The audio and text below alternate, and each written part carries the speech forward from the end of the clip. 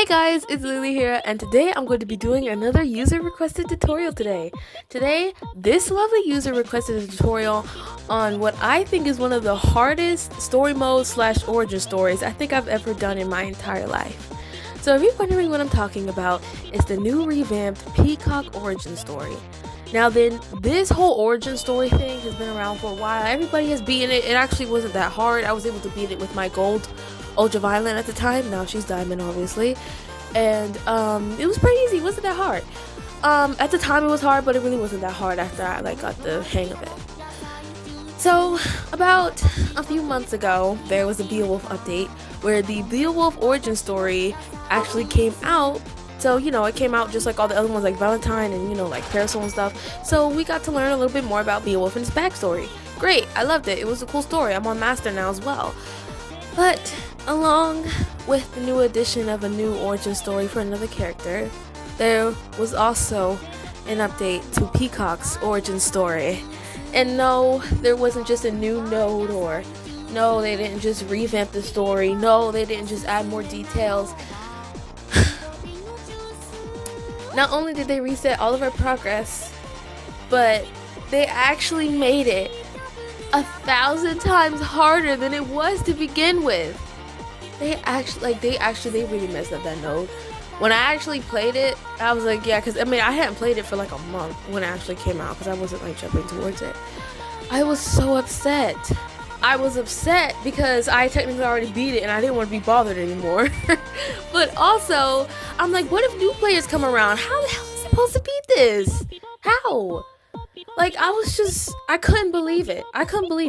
And they literally went through the whole book of modifiers and chose the most difficult ones and threw them into chapters. I couldn't believe it. I was so upset. And so I did research to see if there were any other users that were also struggling on this, or maybe I'm just bad at the game. Maybe it's a skill issue. No, hundreds of players are actually struggling with this, and a lot of them have yet to beat it. I got stuck on a chapter 1 for a little while till I actually figured out how to beat it, and I also ended up I was literally forced into investing into 2 other peacocks, because at first I would only use ultraviolet, but then I decided to make my pea shooter diamond for support and also just in case, backup. And then I realized I finally had to invest in mean one, and so I actually decided to go ahead and do it. And it definitely helped me out a lot. In fact, I'm really close to actually beating it, but I just haven't beat it yet because of other reasons. Also, I haven't really been wanting to play it. I kind of got aggravated the last time I did, so I kind of want to be bothered with it. And I'm also working on other stuff, so I haven't really had a chance to play it. Because every time, I'm going to tell you this right now, I have found a pretty much foolproof, quote-unquote foolproof solution to actually beat this node, the whole story thingy. But I'm going to tell you this right now. You will, even with this method, you will have to play at least 5 times. If you're lucky, that's all you'll play. But you are going to have to play a whole bunch of times, because a lot of the nodes, there's either a unfair amount of the user's fighters against to more of the amount of opponents, or it's just a matter of which fighters you get, because some of them it's 1 or 2 set fighters that you're gonna have to fight against, and then there's 1 or 2 random ones, and depending on what random one you get, it can literally make or break your run. So unfortunately, even with this method, even with these tips, you are going to spend a lot of time on some of these nodes, just like I did. And I was just screwing around doing research, and I was also looking at other user suggestions, mainly on Reddit, and I actually found a way to beat it, and I'm actually going to give a good tutorial on it, because I haven't seen any tutorials on it at all. So I thought I'd go ahead and address this, because I know everybody is struggling on this, and I am too.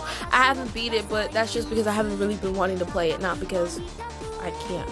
So I'm going to tell you guys some tips, because not only are the modifiers extremely annoying, but a lot of the times you can only use Peacock.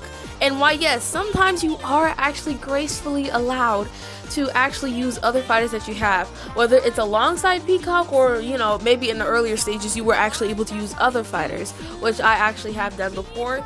I will also be giving some tips on what fighters you should use, the moveset that you're gonna need and what fighter you're going to need. Like, you're actually going to need, like, do not ask for any of the suggestions. Like, you're gonna have to use her, okay?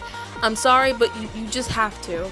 Because I was using every other Peacock but this specific Peacock, and it was not working out for me. So you're gonna have to. I'm really sorry. So probably if you don't have this fighter or any of these moves, you're probably going to be set back a few weeks before you actually be able to tackle this whole origin story thingy again.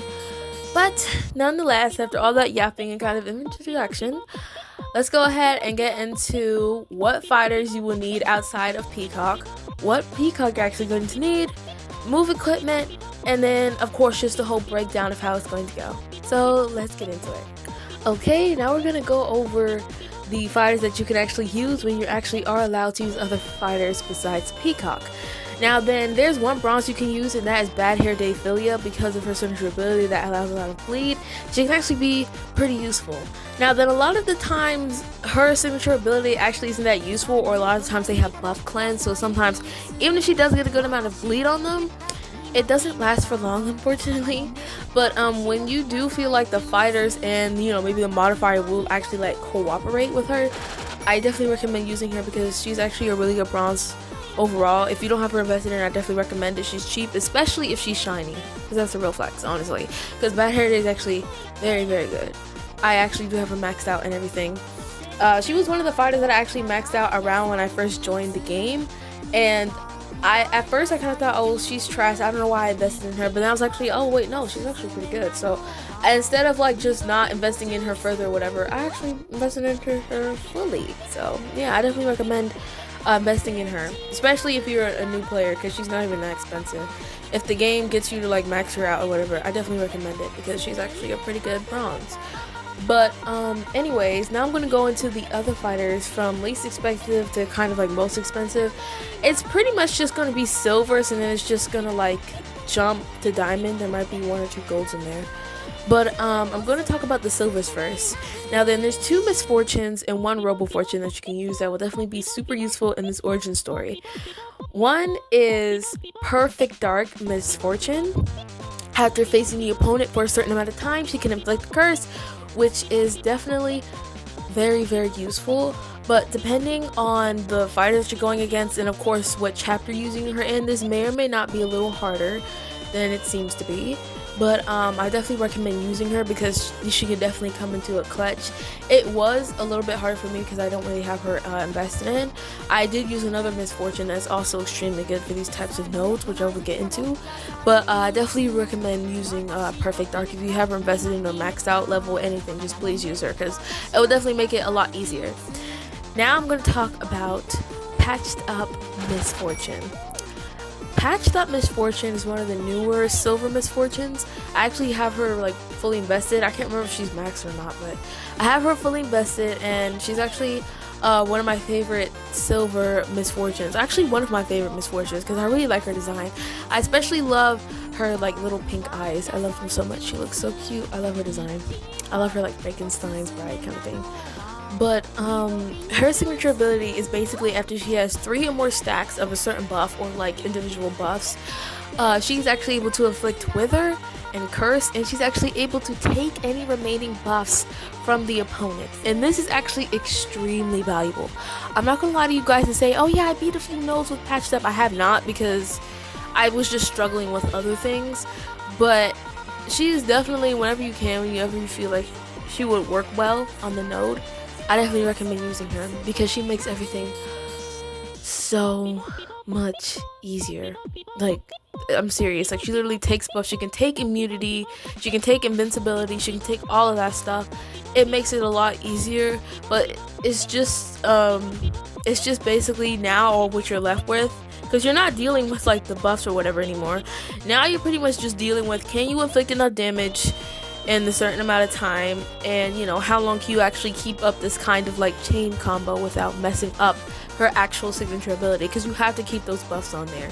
That's why I also recommend her, because when she does take buffs, they can be timeless or with a timer on them. So I definitely recommend using it because a lot of them are timeless. So I definitely recommend that because that's going to keep her kind of signature ability, kind of like that chain going, and I definitely recommend that. Okay, then now please bear with me when I say this Silver Robo Fortune's name, because I kind of don't remember it because it's very cat related, and so like I don't know if I'm gonna say this right.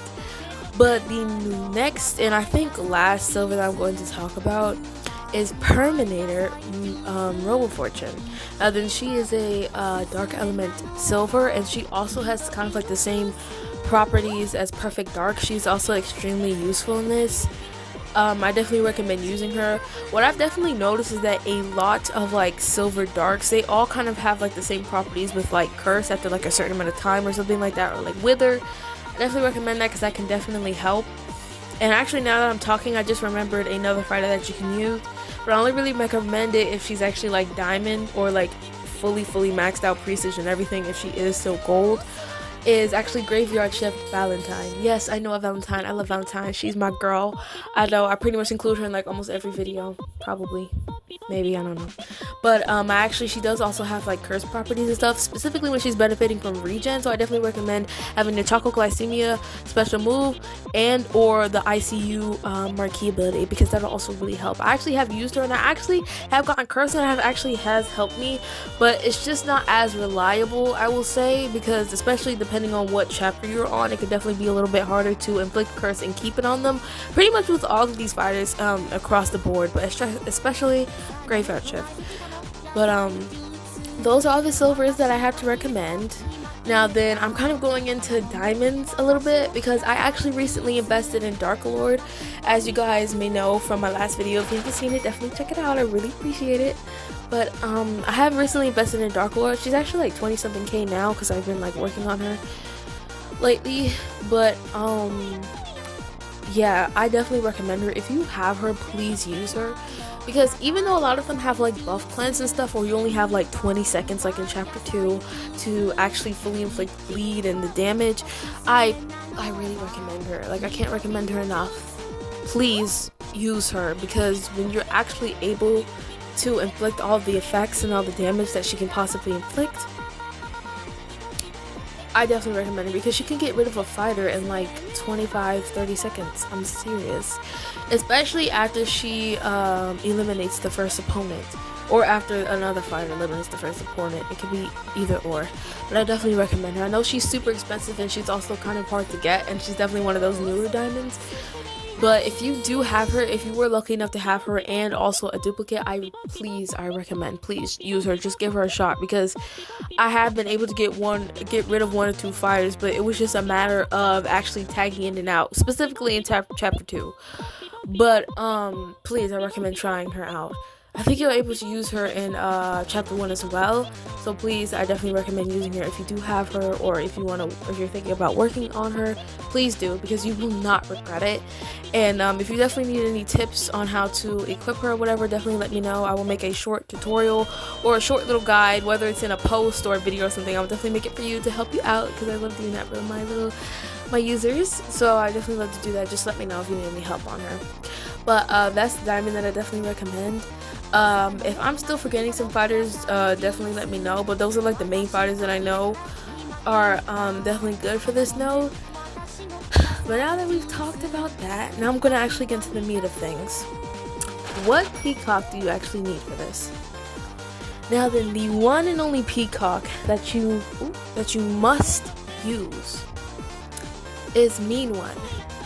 I know, I've said before in past videos that Ultraviolet is better than Mean One. I mean, she technically is, but she definitely is really good at inflicting debuffs, and this is literally gonna help you win this thing. Literally, because I was stuck on like the first node in chapter 2 for a little while, and I finally figured out the equipment that she needs, and I got her maxed out. She's not diamond, actually. All the progress that I've gotten is with gold and Mean One. You don't need her to be diamond. You do not, especially if you don't have the essences. It's fine, but I definitely recommend it, because with chapter 2, you get health is deducted when you tag out and when a new fighter tags in, unless you land that tag and hit. But if you don't, you're definitely gonna regret it.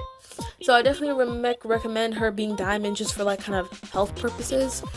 But I mean, other than that, it's not really necessary. Just like I said before, with the original origin story of Peacock, I did beat it with my Ultraviolet that was gold at the time. So you don't have to have your fighter's diamond if you don't want to, or if you can't, or whatever. You know, it's fine. But I definitely recommend, like, please use me one. Like, you actually need her for this node. I was kind of a little like hesitant in investing in her because I didn't really have a lot of money. Because I spent it all on like I spent most of it, if not all of it, on Dark Lord. But I definitely recommend, like, please, like, I don't recommend, like, you must invest in B1, like, because you're not gonna get no further than like 90% of chapter 1, I'm telling you, or like 80%, because that's where I was before I invested in Mean One. So please, just to save time, you're just gonna have to invest in Mean One. So now I've gotten over that. Now I'm gonna show you the equipment that she needs, which is this right here. Now that she does need projectiles, so that's why I definitely recommend Argus Agony. Get it as high level as you possibly can or can afford. At the same time, it doesn't really matter, but at the same time, it kind of does, especially for how many hits you need to actually fill it up. And I also recommend Ultraviolet and or Pea Shooter for support. I definitely recommend Ultraviolet as far as like for haste and stuff, but Pea Shooter is also a good cheap support as she boosts projectile damage. Now then, this doesn't really matter in chapter 2, but it definitely matters in chapter 1 because the damage cap isn't as low. And I'm just going to tell you right now, chapter 2 is basically like a Scent of a Woman master all over again, where it's basically Aegis, because every hit does exactly 500 damage, but it basically only knocks off 1% health. So just think of it as Aegis to make it easier for yourself. But you also can't use Bleed because that affects the Valentines. But anyway, that's the equipment that you need. That's the Peacock that you need. And I'm also going to tell you a little bit about the buffs that are actually extremely valuable in this whole origin story as well. Now then, because of the fighters and the modifiers, sometimes these effects don't really work to their fullest potential as they would in other normal fights. But I'm just going to tell you the modifiers and like the buffs and stuff that are actually important to this story. Okay, so the buffs that are extremely important to this whole origin story and the nodes are buffs like immunity, regen, preferably heavy regen, sometimes enrage, deadeye, and haste. Those are the top 5 buffs that are really important. They're really valuable. Haste is important because it fills up your blockbusters faster, which definitely cuts down the time it would take to actually kill your opponents. Regen is also important to keep basically the main fighter, aka Mean One, alive, especially if she's not diamond. Immunity is also obviously important to resist the debuffs that you get inflicted with, because basically the kind of downside with using Mean One, even though you have to use her, is that after you inflict a certain amount of debuffs, unless you have immunity, basically it'll give you a debuff every time you give the opponent a debuff. So even though it won't be as much as they're suffering, you're still suffering debuffs, which could eventually kill you or drain your health to a very, very, very low amount. And then, of course, we have the obvious Deadeye. Now then, actually, if Deadeye was super duper duper important, you probably wouldn't even need Mean One. Like, you could do it with Ultraviolet. I actually could have beaten this node by myself with my own Peacock, me and Ultraviolet against the world. But while yes, this buff is pretty useful, it's not that important, and a lot of the times the modifiers make it pretty much ineffective. But Deadeye is definitely still a pretty useful buff to have. Again, you can pretty much get this either from the little Minette's like cart guest star, or I believe Ultraviolet does like give some of these buffs to her teammates. I definitely recommend it because it could bypass things like blessing, flinching, and all that other good stuff. A lot of the like light element buff, which you're definitely going to be dealing with, especially in things in like chapter 2, things like, you know, with like Assassin's Creed, Killjoy and stuff. That first node, you're definitely going to be struggling with those a lot. Now then, the last buff that's pretty important to this origin story is Enrage. Now then, it pretty much only kind of goes for like chapter 1, but I definitely recommend having Enrage because there is why yes, there is a damage cap. If you have Enrage, you can pretty much hit that damage cap with pretty much every hit, so it definitely still makes it quicker to get rid of the opponents without either losing time or eventually dying. So I definitely recommend Enrage as well. It's definitely one of the least important, but it's definitely something to keep in mind when you're pretty much, especially if you're stuck on like chapter 1. Now then, the last and final thing I'm going to be talking about before we get to the end of this video is why you actually need that moveset. Now then, I'm going to tell you how to use it so that way when you get on your good little, like when you finally get like a good setup, you feel good about your little run in the node, you can actually win, because when you actually do win, it feels amazing. It's like stress is like just been lifted off of you. So, of course you have Argus Agony, right? And then you have that other blockbuster that I again forgot the name of. Hooray! I really need to write a script. But, anyways, it's that blockbuster that Peacock has where basically she blows a whistle and then like random projectiles come from the sky. It's that one. Now then, there's a specific pattern that you need to use these in, and I just made up a cool little professional word for it. It's called blockbuster layering. And this is actually extremely important to not only get in enough hits, but also raise the chances of mean one signature ability activating, which is basically when she's maxed out, a 50% chance when an opponent is hit with a projectile to convert their buffs into debuffs, or like however. And basically you're going to use the projectiles from falling from the sky thingy first, and then as soon as that's done, you're going to preload Argus Agony, and then those are going to hit at the same time. If you have them positioned like kind of close to the wall, or you're close to the wall to the point where like the actual blockbuster kind of like makes a wall even though a wall isn't there, that makes it even better, because she's not gonna like fly back from the projectiles falling, so that way like you don't miss out on some of those hits. She'll get hit by both of those blockbusters, and that's extremely useful. I actually like did it perfectly one time, and I actually killed her like the first time I did it, and I was just so happy because it made the whole thing, it just made it so much easier. Once you do it that way, you will definitely get through this whole thing, because I've actually gotten through like most of the origin story doing that, and it's made it so much easier than it was before. So I definitely recommend doing that. That's how you have to use that moveset. That's the point of that moveset, to use it that way. And then of course we have the immunity taunt to keep yourself from getting inflicted with debuffs, and also like from bleeding everything to, you know, kind of like deactivate to kind of lessen the chance of Assassin's Greed healing. I'm definitely talking about this more with the first node, because the first node that you're going to run into in chapter 2 is definitely the hardest. All the other nodes, of course they're hard because of the modifiers, but they're not as hard because, you know, Assassin's Greed and Killjoy and all that other good stuff, and the fact that they can revive their whole team. And then on top of that, there's a random fighter. But this whole strategy can go for pretty much the whole like the whole actual like origin story. It's definitely more crucial for chapter 2 than chapter 1, especially since chapter 1 has a little bit more leniency. But I definitely recommend specifically for this, for chapter 2. If you do not have any of these blockbusters, or not one of these blockbusters, unfortunately you're just gonna have to open some relics, or you're just gonna have to wait till Saturday. But probably by the time I upload this, is probably gonna be a little inconvenient, considering that's probably gonna be way far from Saturday. But if you do not have these blockbusters or any of these special moves, you know, you're definitely gonna have to just wait till Saturday, because that's how I got it. I actually had to wait till Saturday. So yeah, that's why. But I also recommend the little gun, the pistol special move. I also recommend that to not only fill up your blockbusters even faster, but it's also a projectile. So in case you take a little too long to fill up your blockbusters and she ends up getting immunity and invincibility, I also recommend that to kind of knock those off, because there is a chance for it to actually like convert into a debuff or just take it away basically.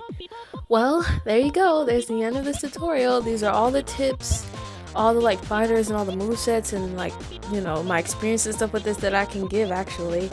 I really hope you guys really enjoyed this tutorial. I really hope this helps you out to help you finally beat this super aggravating node, and I hope you get all the rewards that you deserve. And by the way, don't worry about the treasure nodes, because those are actually supposed to be even harder than the thing actually already is. So please do not beat yourself up over not being able to beat it, because I haven't even beaten the treasure node in chapter 1. So please, if it gets too hard, if you get too aggravated, please just skip it, because you can. Treasure nodes are always placed in ways where it's optional, and you have to beat the actual nodes first before actually being able to reach the treasure node. So please do not beat yourself over it. You're doing great, and I believe that you will be able to beat it in no time. But I really hope you guys enjoyed this video. Definitely let me know if you have any other questions, any video recommendations, or any little modifiers to continue my little holodeck hazard series. And I really hope you guys enjoyed this video. Have an awesome day, and I'll see you in the next one. Bye bye.